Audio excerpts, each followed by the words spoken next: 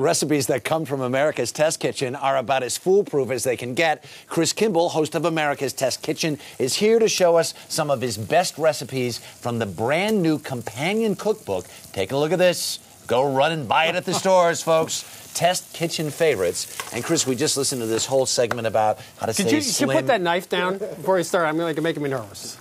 Okay, there, I feel better now. This whole segment about staying slim and trim and everything else, and just think of this as kind of an Atkins version of what you just listened to for the last 5 minutes. All right, first things first. We talk about America's Test Kitchen, but you guys really, how much do you test these recipes? This is one of my favorite recipes. It's a pepper-crusted filet mignon, and we made it probably 40 or 50 times. Some recipes we've done over 100 times. Really? Okay, so it really, do a lot of testing. This is not just, it's not just what it says on the aprons, folks. They really do test this stuff. I was just checking to see what it said on the apron. I just want to make sure. Okay. I will put the knife down. All right, what are we making? With filet. This is a pepper-crusted filet mignon. Now, we're starting with an entire tenderloin, which... That's scary. That is one scary earlier, Harry said this was a tongue. Well, I look like a big giraffe. This is a very expensive tongue. Yeah. Now, the center cut comes out of the center, and that's what you want. Right. Because it's nice and even in terms of thickness. Yeah. Now, you can buy them in the supermarket already cut. Right. And sometimes they end up like this, uneven.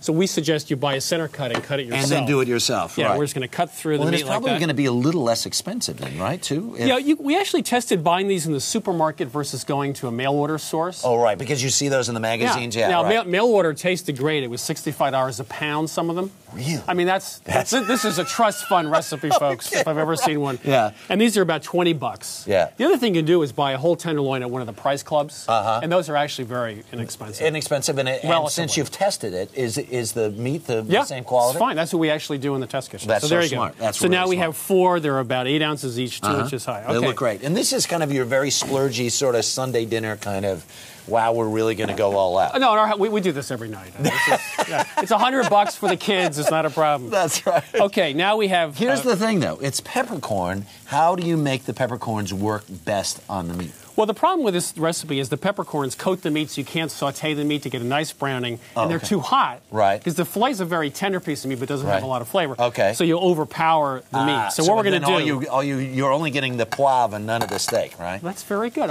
I like that. That's a motto for this. So we're going to take peppercorns, 5 tablespoons. We're taking a little saucepan. Right. And by going crushing like that. them, what happens then? Well, it makes it easier to coat them, and you don't get big whole peppercorns in your mouth when you eat it. Right. So we have 5 tablespoons of oil.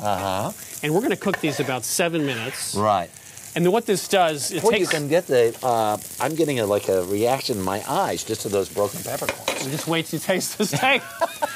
That's before they're cooked down. Okay. So this chemical piperine changes, the molecules change, they mellow out. And that's what we have here. All right, we're mellowing the poivre. You can take one, mellowing the poivre. Right. And we're just going to take this and coat it. Ooh. I can put my hand You in can go right to here. Well, see, but you're a test kitchen guy. You have asbestos hands, right? Look at this. So you just... Yeah, just coat it. You're really into this today. See, I got him to get his hands dirty. That's good. That's a good sign. But so you really do this. All right. Okay. All right. And we let these sit. Oh, you let them sit? How long? And we let them sit about an hour. They're a little salt, too, okay? Yeah.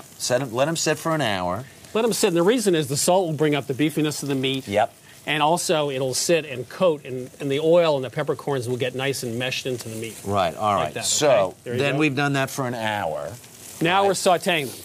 Now, the problem is, a lot of recipes, if you have a thick piece of meat or fish, if you cook them entirely on top of the stove, you'll end up overcooking the outside before the inside comes up to temperature. Sure. So we're going to, look at this, it's a nice brown. That's gorgeous. Doesn't it look great? Yeah. So we're going to cook this a little bit on the second side. It's going to go into a preheated 450-degree oven to finish. That is so smart. And that's a typical restaurant technique. Right. And then how long does it go in there then? So it's going to go in here for about another 6-7 minutes. Do you want this thing? Yep.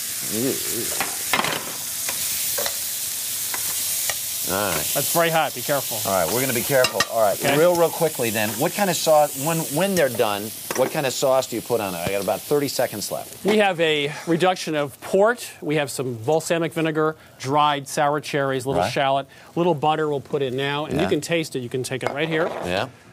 Here's one that's been rested. Ooh, look at these guys. Now you're talking.